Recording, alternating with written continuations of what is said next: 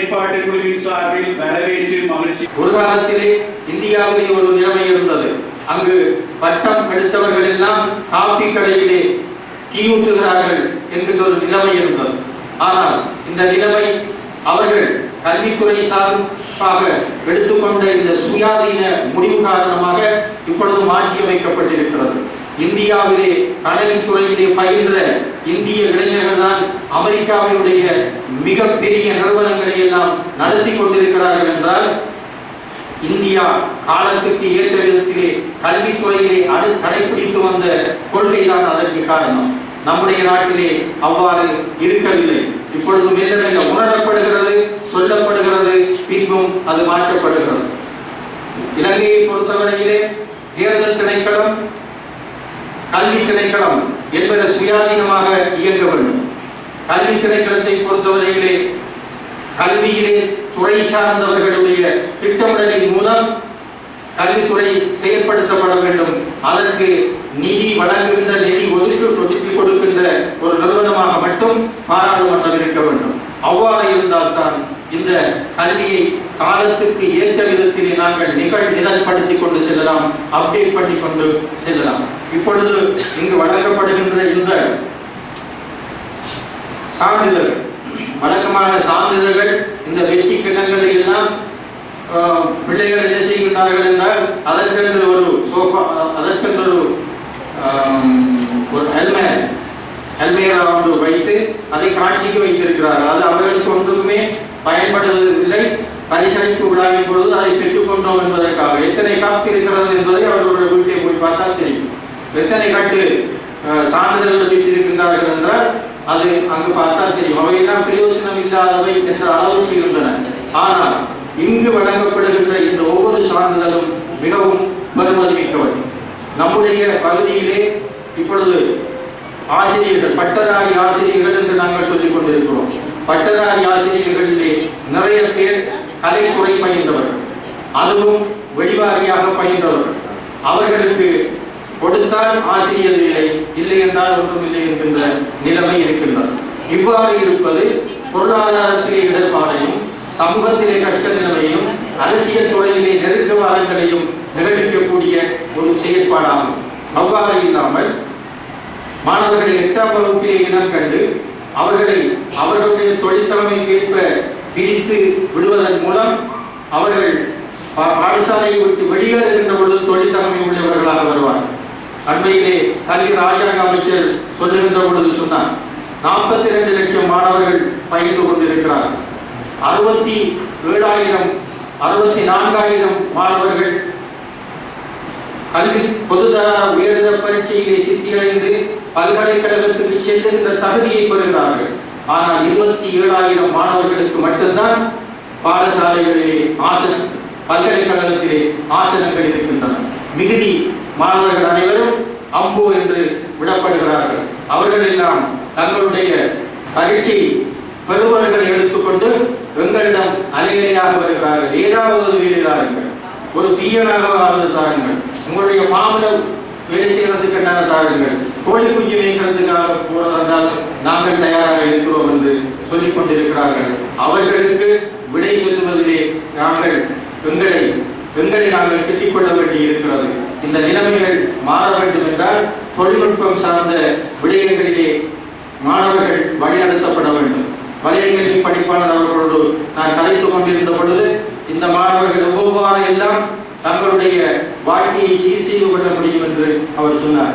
HND என்கின்ற அந்த துறையிலே கற்கின்ற பொழுது HND என்ஜினியரிங், அவர் கணிதம் படித்து என்ஜினியராக பல்கலைக்கழகத்துக்கு என்ஜினியரிங் என்கின்ற அந்த துறைகளே உள்ளிருக்கப்படுவதை விடுத்து HND என்ஜினியரிங் என்கின்ற வேறொரு துறை மூலம் அவர் என்ஜினியராக வர முடியும். HND இங்கிலீஷ் பாடம் படிப்பதன் மூலம் அவர் ஒரு தரமிக்க ஒரு ஆங்கில ஆசிரியராக வர முடியும். ஆக மாணவர்கள் ஆங்கிலத்திலே கூடுதலான அக்கறை கொள்ள வேண்டும். உலக நாடுகளை இணைக்கின்ற மொழி இந்த ஆங்கிலம். இந்த நாட்டினுடைய துப்பாக்கியம் என்னவென்றால் 57ஆம் ஆண்டு கொண்டு வரப்பட்ட சிங்களம் மட்டும் சட்டம்.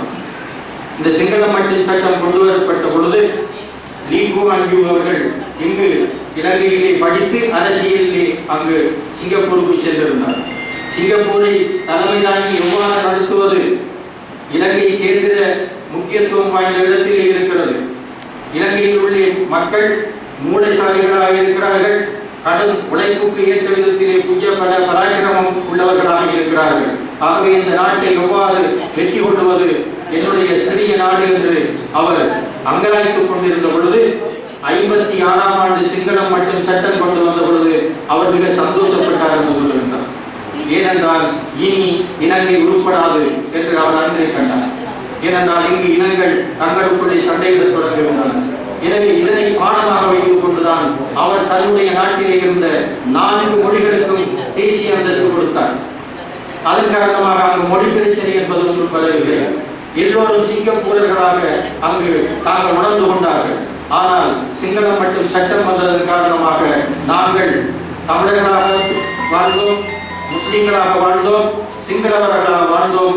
இலங்கையில் இருப்பவர் அங்கங்கு தேடி கொடுக்கக்கூடியவர்களாகத்தான் இருந்தார். இந்த நிலை மாறிட வேண்டும். இப்பொழுது இருக்கின்ற இந்த நல்லாட்சி என்கின்ற இந்த நிலைமையிலே இவ்வாறான நிலைமை மாற்றப்பட வேண்டும் என்று நாங்கள் கேட்டுக்கொண்டிருக்கிறோம். இந்த நாடு பன்மைத்துவம் கொண்ட நாடு. பல மொழிகள் பேசுபவர்கள், பல இனத்தைச் சேர்ந்தவர்கள், பல மதத்தைச் சேர்ந்தவர்கள் இங்கு இருக்கிறார்கள். அதற்கு ஏற்ற விதத்திலே இங்குள்ள எல்லா அமைப்புகளும் இருக்க வேண்டும். அவ்வாறு இருக்கின்ற பொழுதுதான் இந்த நாட்டினுடைய முழு சொத்தையும் இலங்கை மாறாவினால் அனுபவிக்க முடியும்.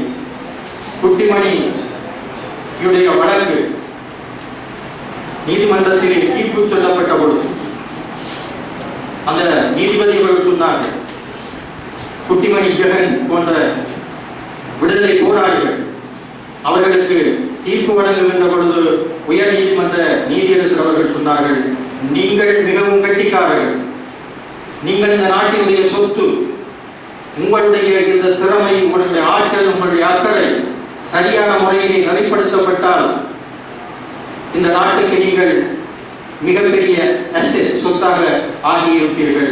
ஆனால் நீங்கள் திசை மாறிய பறவைகளாக இருக்கிறீர்கள். அதன் காரணமாக நாம் தீர்ப்பு சொல்ல வேண்டி இருக்கிறது என்று சொன்னார். ஆக இந்த நாட்டினுடைய சொத்துக்களை எல்லாம் நாங்கள் கபலீகரம் செய்திருக்கின்றோம் அரசியல் என்கின்ற போர்வையில். ஏன் நான் அதை சொல்லுகின்றேன் என்றால், சிங்கப்பூர் 4 மொழிகளை தன்னுடைய தேசிய மொழிகளாக்கி தண்ணீரை கூட இறக்குமதி செய்கின்ற அந்த சிங்கப்பூருக்கு இன்று எங்களுடைய பிரதமர் என்று சொல்லுகிறார், இலங்கையை சிங்கப்பூராக மாற்ற வேண்டும் என்று சொல்லுகின்றார். 56ஆம் ஆண்டிலே சிங்கப்பூர் பிரதமராக பின்பு வந்த லீ குவான் யூ சிங்கப்பூரை இலங்கையாக மாற்ற வேண்டும் என்று கனவு கண்டவர். ஆக எங்களுடைய கல்விக் கொள்கை, அதற்கு பின்பு வந்த தரப்படுத்தல் கொள்கை, தரப்படுத்தல் காரணமாகத்தான் தமிழ் மாணவர்களுக்கு மிக அநியாயம் செய்யப்பட்டது, பல்கலைக்கழகத்திலே நுழைய முடியாமலாக்கப்பட்டது.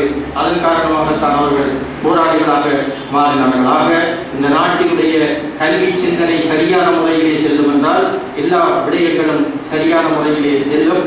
இப்பொழுது இருக்கின்ற நிலைமையிலே இருந்து கல்வி படிப்பாளர், அவருக்கு உதவியாக இருக்கின்ற ஏனையவர்களும் சரியான முறையிலே எங்களுடைய கல்வி சமூகத்தை வழிநடத்தி அவர்கள் பல்கலைக்கழகத்திலே வெளிவாரி பட்டங்களை எடுத்து அதற்கு பிறகு காந்தி சிலைக்கு முன்னே இருந்து கவனஈர்ப்பு போராட்டம் நடத்தி எங்களுக்கு மனு தந்து செய்கின்ற அந்த செயற்பாடுகள் எல்லாம் மாறி உடனடியாக படித்து வெளியேறுகின்ற பொழுது அவர் கையிலே வேலையை எடுத்துக்கொண்டு வேலையை வைத்துக் கொண்டு நம்பிக்கையோடு வருகின்றவர்களாக வெளியேற்றக்கூடியதான இந்த செயற்பாடு தொடர்பான உங்களுடைய வழிபடுத்தல்கள் சிறப்பானவை, பாராட்டுக்குரியவை.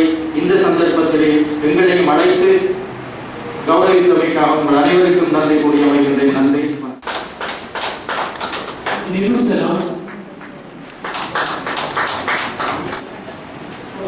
மகாவித்யாலயம் டி கிருந்தர்சினி பரிசளிப்பு விழாக்களை நடத்துவதற்கு ஒத்துழைத்திருக்கின்றோம். அதே போல் இன்று கூட எங்களுடைய மாணவர்கள் தேசிய மட்டத்தில் 2 முதலிடங்களையும் அதே போல் ஒரு 2ஆம் இடத்தினையும் தேசிய விளையாட்டு பெற்றிருக்கின்றார்கள். கிழக்கு மாகாணத்தில் 7 இடங்களை கிழக்கு மாகாணம் பெற்றிருந்த போதிலும் எமது பட்டியலிப்பு கல்வியுடைய மாணவர்கள் 3 இடங்களை பெற்றிருக்கின்றார்கள். அது மட்டுமல்ல 2 இடங்கள் சமீபமாக தெரிவு செய்யப்பட்டிருக்கிறார்கள். அதேபோல் நாங்கள் 2013, 14, 15ஆம் ஆண்டுகளில் கிழக்கு மாகாண மட்ட விளையாட்டுப் போட்டிகளில் முதலிடத்திலேயே நாங்கள் தொடர்ந்து தக்க வைத்துக் கொண்டு வருகின்றோம். எனவே பல்வேறு கற்றல் உபகரணங்கள் கட்டுப்பாடான நிலையிலும் நமது அதிபர், ஆசிரியர்கள், மாணவர்கள் தங்களுடைய முயற்சியின் மூலம் அல்லது அந்த வழிகாட்டுகின்றவர்களின் அர்ப்பணிப்பான சேவைகள் மூலம் இந்த இடங்களை எமக்கு தந்து எமது வலயத்திற்கு பெருமையையும் அதே போல் கிழக்கு மாகாணத்திற்கு பெருமையையும் தேடி தந்து கொண்டிருக்கின்றார்கள். அதனை நாங்கள் அனைவரும் சேர்ந்து தக்க வைத்து எதிர்வரும் காலங்களிலும் நாங்கள் முதலிடத்தினை பெறுவதற்காக